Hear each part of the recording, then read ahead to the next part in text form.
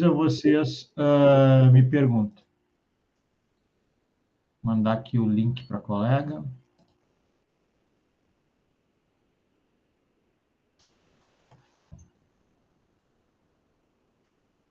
Então, vamos lá. Então, como dito, nós vamos trabalhar os crimes de falsidade. O primeiro deles é falsificação de documento público. Esse slide é um pouquinho diferente. Vamos começar já aqui de cara. O artigo 297, ele trata, então, de falsificação do documento público. Aqui nós vamos ter que saber qual é o conceito de falsificação. Conceito de falsificação e o conceito de documento público. Então, falsificar no todo ou em parte, todo documento ou parte do documento, público, ou alterar documento público. Então, são dois verbos, falsificar ou alterar documento público verdadeiro. Pena de 2 a 6 anos e multa, e a pena de reclusão.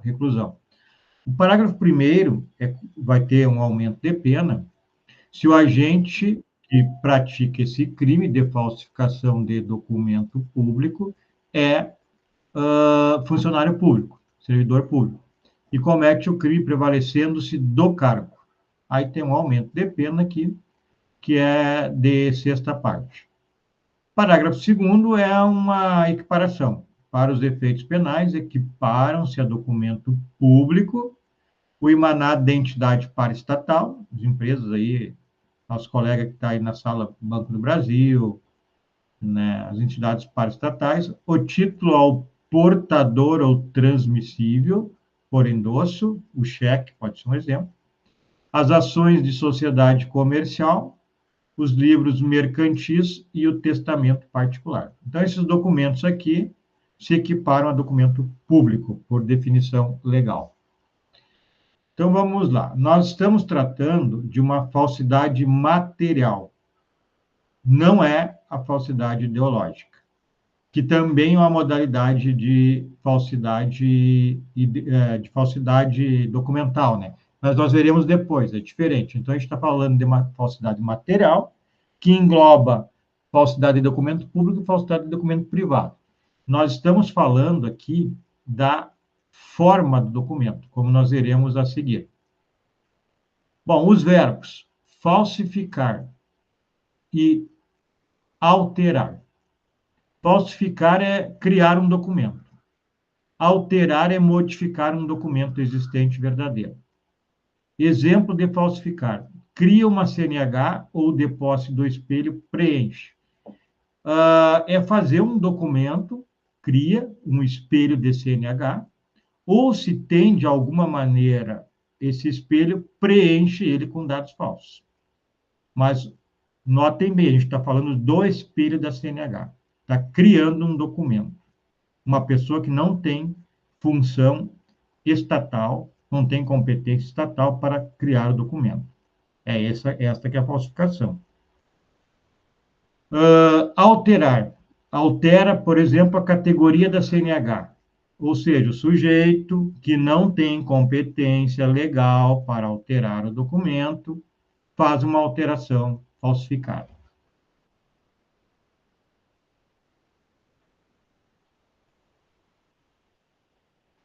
Jurisprudência. Falsidade material não é ideológica. A falsidade ideológica vai ter a ver com o conteúdo, pessoal. Nós estamos falando da forma, criar um espelho, colocar dados num espelho quem não tem competência para fazer isso. Isso é uma falsificação do documento, não é do conteúdo. Então, inserção de assinatura falsa em documento. Então, é a forma, na realidade, né, que a gente está falando. É um documento que alguém não tem competência e vai lá e assina. Bom, restando evidenciado pelas provas existentes nos autos que o acusado falsificou o documento público, olha só, afixando sua fotografia em carteira de habilitação. Não é o cara do Detran que fez isso. Foi alguém que pegou uma CNH que existia e afixou sua fotografia na carteira. Então, é material, não é de conteúdo. Número identificador pertence a outra pessoa. Artigo 297. Aqui vamos tentar fazer uma diferença mais, diferenciar melhor. Falsidade material, que pode ser de documento público, que nós estamos vendo agora, e em seguida veremos de documento particular. Da falsidade ideológica, de documento público e particular. Então, deixa eu fechar a porta aqui só um pouquinho.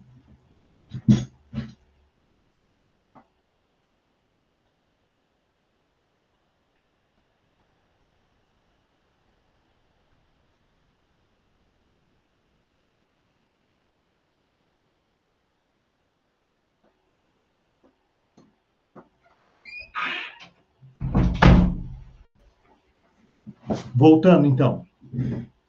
Falsidade material, que é o que nós estamos vendo, 297. Altera a forma do documento, construindo um novo ou alterando o que era verdadeiro. Então, o documento na falsidade material é perceptivelmente falso. Exemplo, acho que aqui você vai entender bem. O falsificador obtém, numa gráfica, impressos semelhantes à carteira de habilitação, preenchendo com dados do interessado, fazendo nascer uma carteira não emitida pelo órgão competente. Então, quando a gente está falando falsidade material, é a forma, não é o conteúdo. O que é falso aqui é o documento que foi criado, não foi pela autoridade competente, foi por uma pessoa que criou um espelho de CNH ou conseguiu um espelho de CNH e inseriu dados. Vamos ver a falsidade ideológica. Provoca uma alteração de conteúdo. Pode ser total ou parcial. O documento não possui uma falsidade sensivelmente perceptível, pois na forma, olha aqui a diferença, é autêntico. Acho que aqui a gente tem o mesmo exemplo da CNH. Vamos ver. Sujeito fornecendo dados falsos consegue fazer que o órgão de trânsito emita uma carteira de habilitação, cujo conteúdo não corresponde à realidade. Viram a diferença? Nesse caso da falsidade material, se criou um espelho, ou até se tinha um espelho e se colocou dados falsos, mas não foi a autoridade competente que fez isso. Na falsidade ideológica, até foi a autoridade competente que emitiu o documento, mas ela foi ludibriada, foi enganada pelo sujeito, e aí o que aconteceu? A autoridade competente do Detran emitiu num espelho verdadeiro uma carteira de habilitação com dados falsos que lhe foi repassado. Compreender a diferença da falsidade material para a ideológica?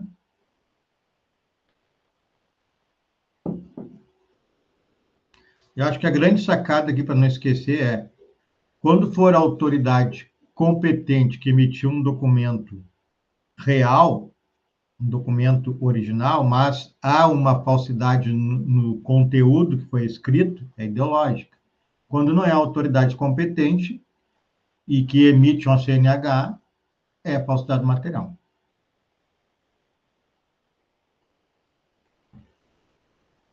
Que tem, acho que é uma jurisprudência, deixa eu ver.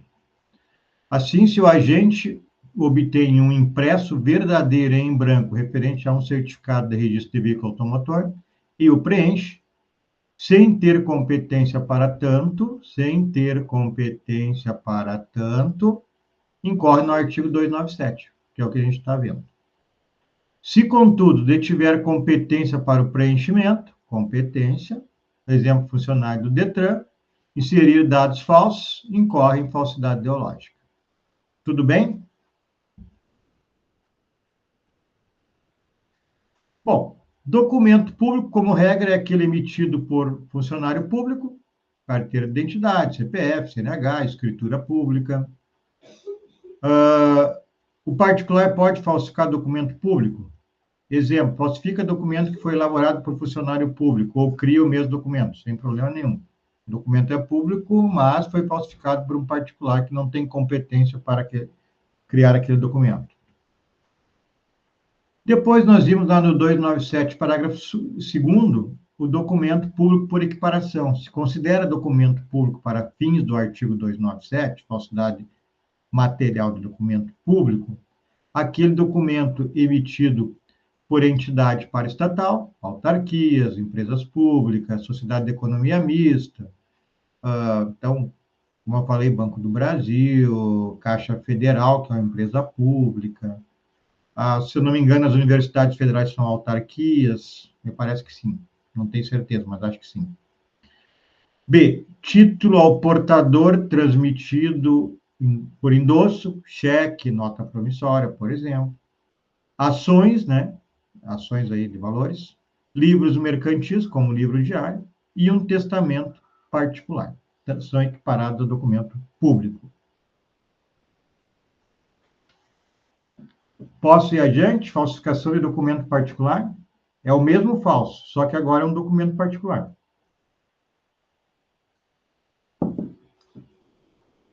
Então, falsificar no todo, em parte, documento particular ou alterar documento particular verdadeiro. Então, os dois mesmos verbos. Falsificar é criar um documento, alterar é modificar parte de um documento. O parágrafo, a pena de reclusão de 1 a 5 anos e multa. O parágrafo único, para fins no disposto no caput, falsificação de documento particular, né? Equipara-se a documento particular o cartão de crédito ou de débito. Então, documento particular, contrário senso, é aquele que não é elaborado por servidor público, né, no exercício da sua função. Contrato de compra e venda, nota fiscal, carteira de sócio de clube, cartão de crédito, débito. Tranquilo? Tudo bem? Posso ir adiante? Falsidade ideológica. Artigo 299. A gente já viu a diferença, então, né, para a falsidade material. Verbo omitir em documento público ou particular declaração que dele devia constar. Então, omitiu uma declaração que deveria constar no documento público ou particular. Ou nele inserir ou fazer inserir declaração falsa ou diversa da que devia constar. Então, insere aqui a falsificação que não deveria constar ou diversa da que deveria constar. Com o fim, então tem uma finalidade especial, de prejudicar direito, criar obrigação ou alterar a verdade sobre fato juridicamente relevante.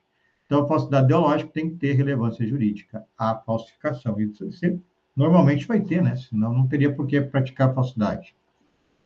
Pena, reclusão de 1 a 5 anos e multa se o documento é público.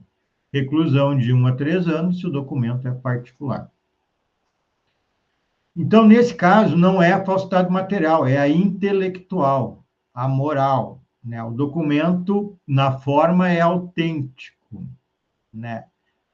Ele é emitido, então, por quem tem competência, entretanto, ele tem dados falsos, seja com a colaboração da autoridade competente ou porque ela foi enganada, ludibriada.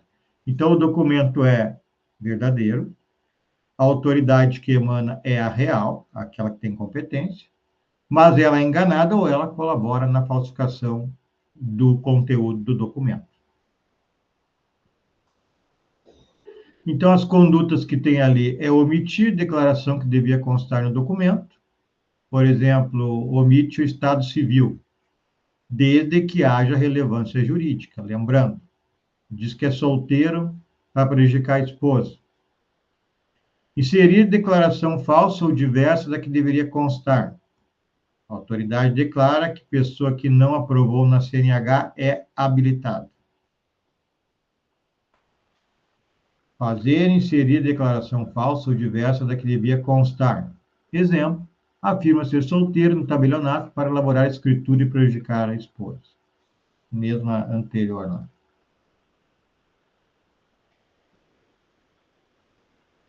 Bom, aqui eu trouxe algumas curiosidades. Vocês compreenderam a diferença do falso material para o ideológico?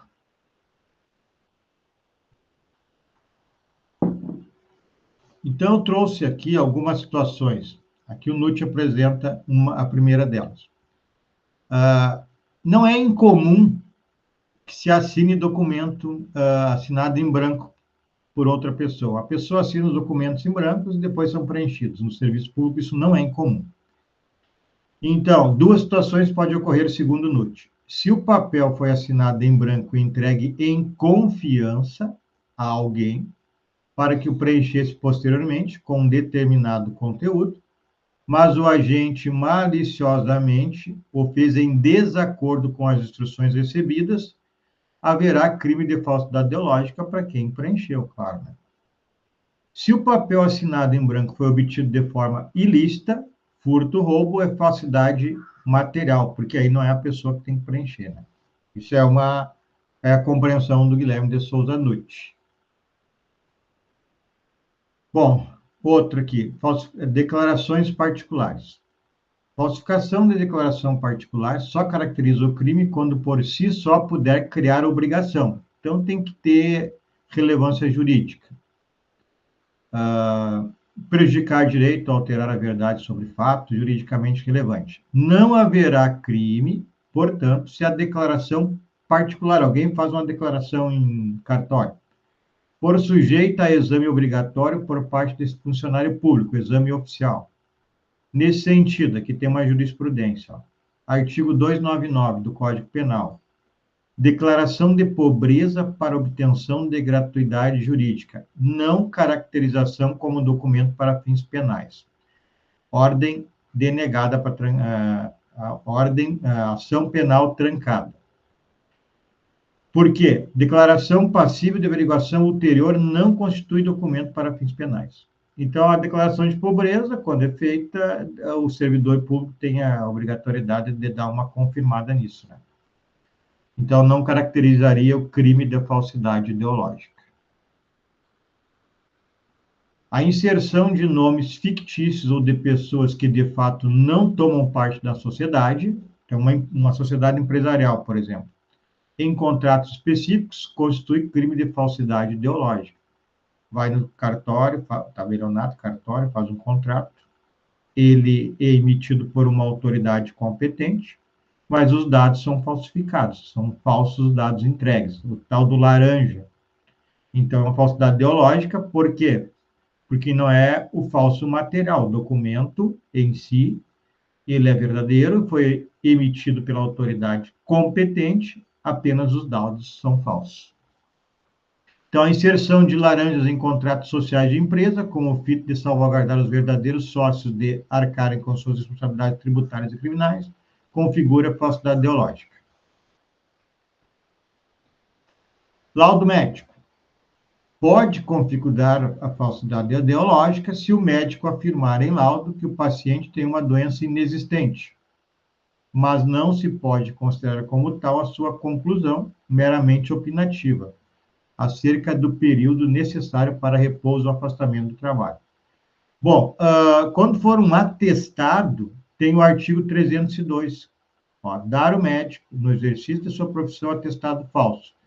A falsidade ideológica configuraria se o médico informa de uma doença inexistente no sujeito, né? Agora, se for só um atestado médico por alguma situação mais, é uma situação diferente, né? Um sujeito não está doente e o médico apenas fornece um atestado para ele não trabalhar, aí é esse do 302. Se for um laudo médico afirmando uma doença inexistente, aí é uma falsidade ideológica. Tudo bem?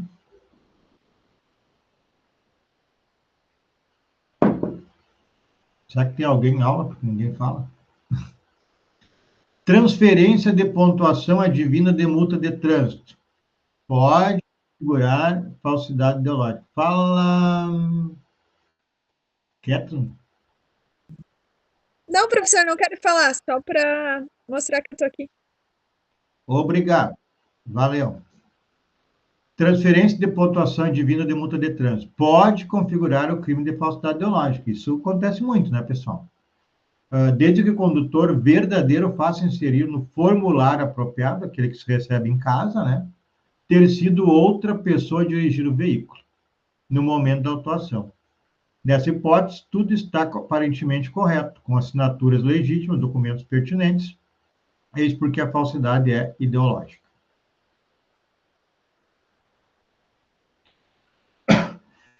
crime de falsidade ideológica consumado, porque a simples declaração falsa de quem seria o real condutor do veículo no momento da infração de trânsito, com o fito de transferência de pontos a serem registrados na CNH, tipifica o crime do artigo 299, TJ São Paulo.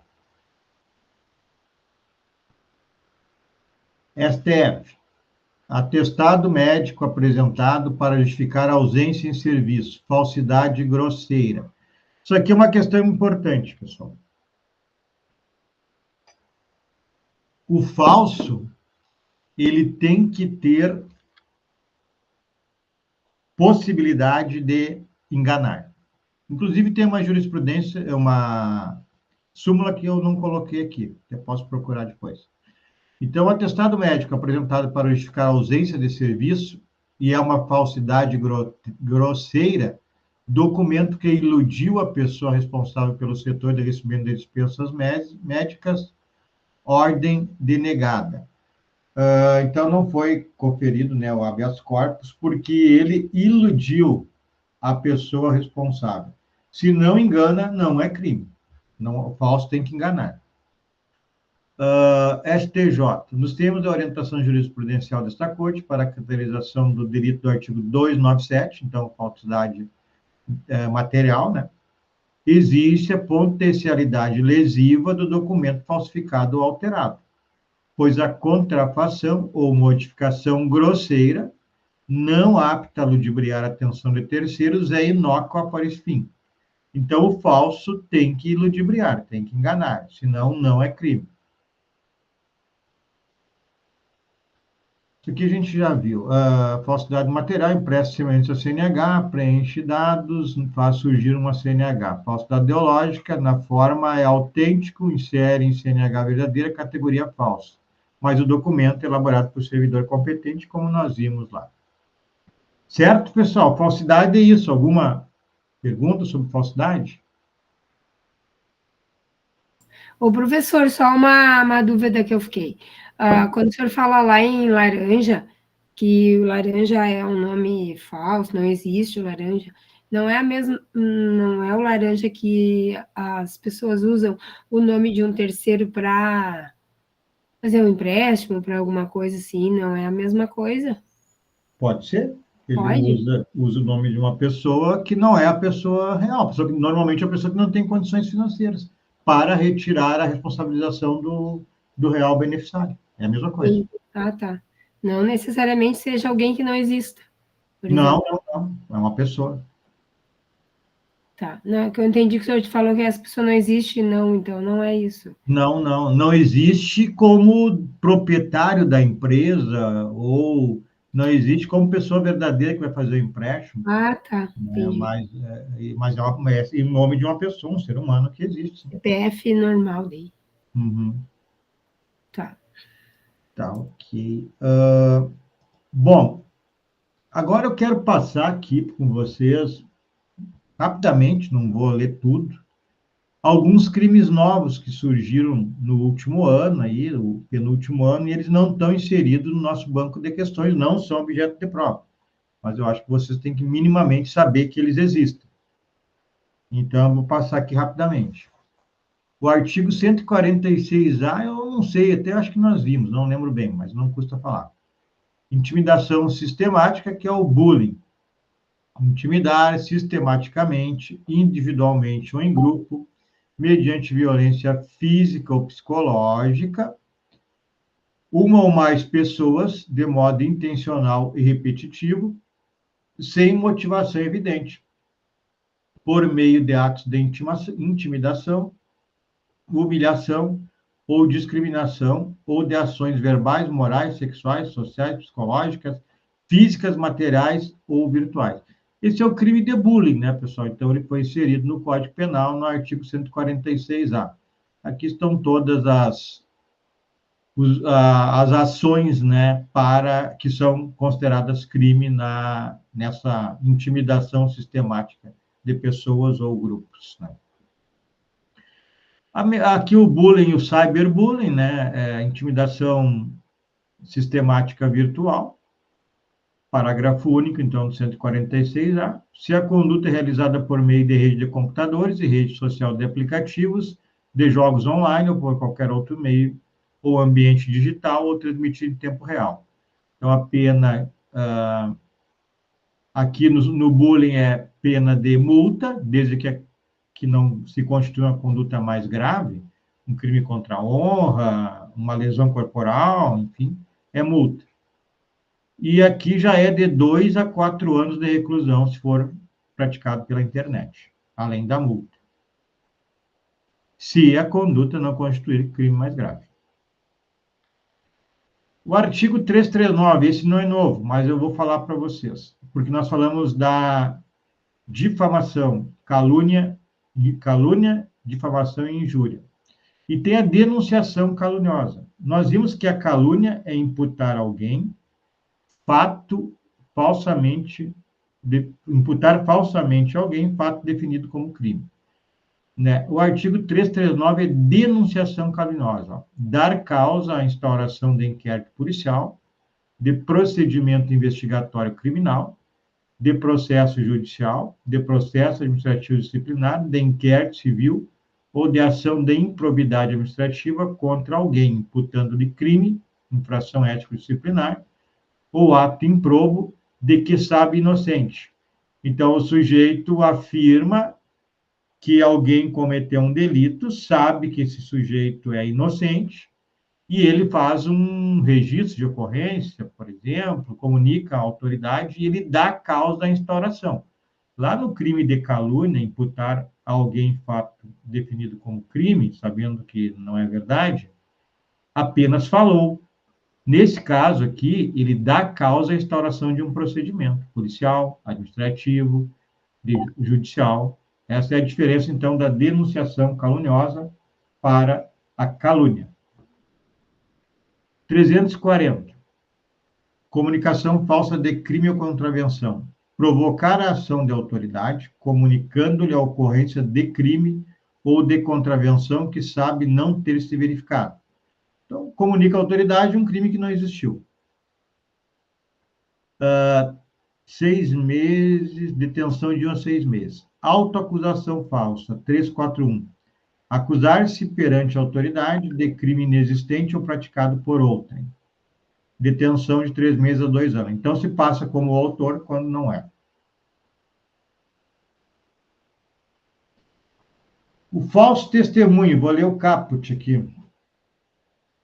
O que houve aqui com a minha caneta? De vez em quando ela acontece isso. Falso testemunho, 342. Fazer afirmação falsa ou negar ou calar a verdade como testemunha. Então, fazer afirmação falsa, negar a verdade, calar a verdade, como testemunha, perito, contador, tradutor, intérprete em processo judicial, administrativo, inquérito policial ou em juízo arbitral. Então, é quem faz parte de um feito policial ou jurídico, e administrativo também, como testemunha, perito, contador, tradutor, ou ele mente, faz afirmação falsa, ou nega a verdade, ou cala, não fala a verdade. Bom, tem uns crimes novos aqui, que são contra o Estado Democrático. É do novo, mas é de 2021. Eu vou só ler aqui o caput, ó. Atentado à soberania. 359L. 359I. Negociar com o governo ou grupo estrangeiro ou seus agentes com o fim de provocar atos típicos de guerra contra o país ou invadi-lo. 359J. Praticar violência ou grave ameaça com a finalidade de desmembrar parte do território nacional para constituir país independente. 359K. Entregar a governo estrangeiro, a seus agentes ou a organização criminosa estrangeira, em desacordo com determinação legal ou regulamentar, documento, então entregar ao governo estrangeiro documento, informação classificada como secreto, ultra secreto, quando a lei indicar esta classificação. cuja revelação possa colocar em perigo a preservação da ordem constitucional ou soberania nacional. Capítulo 2, dos crimes contra as instituições democráticas. Abolição violenta do Estado Democrático de Direito. 359-L. Tentar, com o emprego de violência ou grave ameaça, abolir o Estado Democrático de Direito, impedindo ou restringindo o exercício dos poderes constitucionais. 359-M.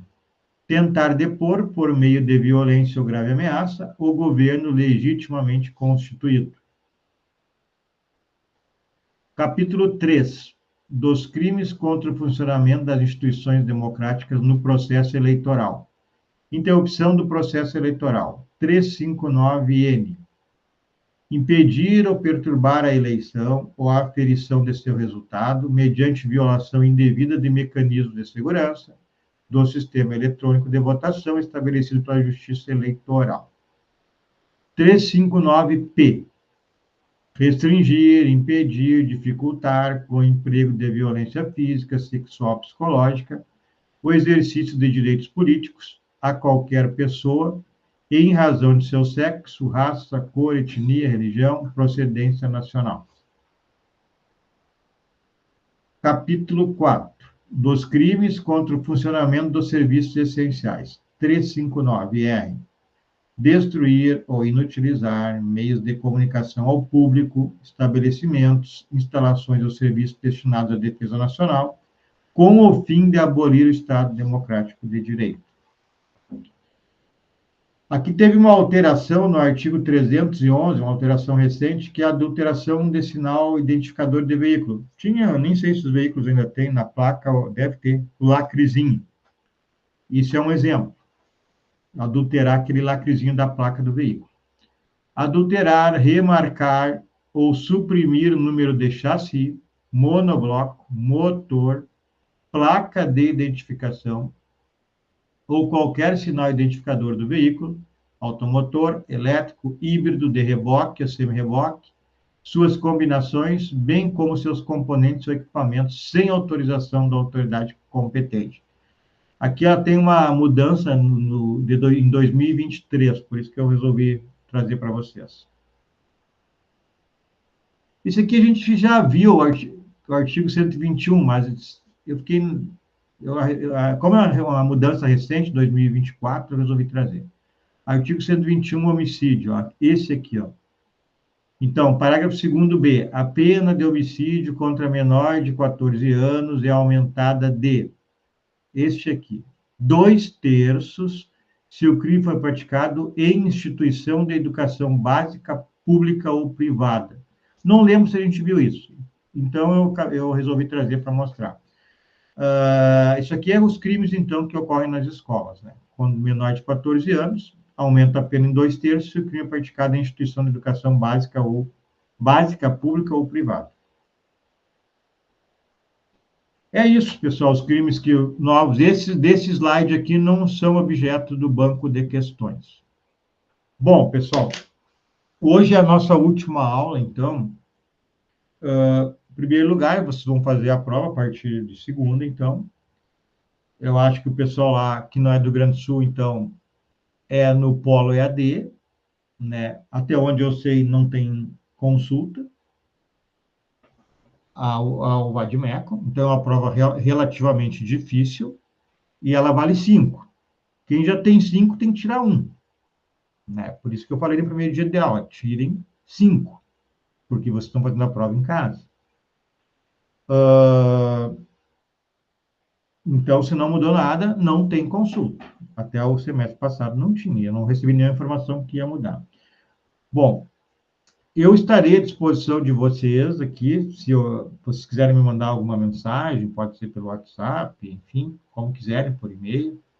Se tiverem alguma dúvida depois de fazer a prova, eu posso avaliar a prova para vocês sem nenhum problema, se vocês errarem questões, para que vocês pensem em fazer ou não um recurso. Se tiver nas questões, eu vou recomendar anulação. E eu não posso anular, é o polo. E se não tiver erro, eu vou informar porque eu acho que não tem erro, e aí fica na cabeça de cada um recorrer ou não. Pode recorrer também. Mas eu fico à disposição para eventuais dúvidas. Alguns vão fazer semana que vem e outros só depois do dia 21, então, o pessoal do Rio Grande do Sul. No mais, pessoal, quero dizer que espero que tenha contribuído com vocês de alguma forma. É uma disciplina EAD que é meio complicada, são muitos crimes, a gente passou o que foi possível, né? Não conseguimos formar um bate-papo, algumas vezes sim, outras não, né? E talvez fique mais difícil para isso, mas eu espero que tenha contribuído com vocês e quem vai se formar aí, desejo todo sucesso, né, nesse próximo semestre, e quem vai continuar ainda na faculdade, podem contar comigo, quem vai se formar também, estou sempre à disposição para eventuais dúvidas e troca de conhecimento. Então, desejo para vocês aí uma boa prova, uma boa formatura ou uma boa continuidade de faculdade. Foi um prazer conhecê-los aí e fico à disposição. Boa noite, então, pessoal. Boa noite, professor. Igualmente, obrigada por tudo. Até, quem sabe, uma próxima aí, né? Esperemos. Encontra nos tribunais da vida. Uma boa. Qualquer coisa, manda mensagem. Valeu. Obrigada, abraço. Tchau, professor. Muito obrigada. Boa noite, prof. Valeu por todas as aulas. Obrigada. Tchau, Agatha. Tchau. Tchau, professor. Muito obrigada pelas aulas. Eu aprendi muito. Muito obrigada. Até a próxima. Que bom, Giovana. Valeu. Qualquer coisa, estamos por aí, mano. Até a próxima. Certinho. Muito obrigada.